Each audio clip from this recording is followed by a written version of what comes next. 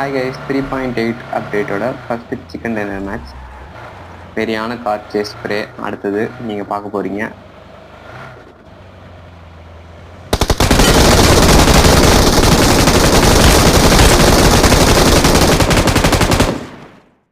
அந்த ஸ்குவாடில் 2 பேர் நாக்கானவங்க செத்துட்டானுங்க, இன்னும் 2 பேர் தப்பிச்சிட்டானுங்க. அடுத்தது நீங்கள் பார்க்க போகிறது ஷெல்டரில் இருக்கிற குகையில் எடுத்த ஃபைட்டு குகையில் எடுக்கலாம்னு பார்க்குறப்ப வெளியே ஒரு நாய் வந்துட்டான். அவன் மாலி போட்டான், அவனை முடிச்சிட்டேன். ஆனால் அந்த மாலியை நான்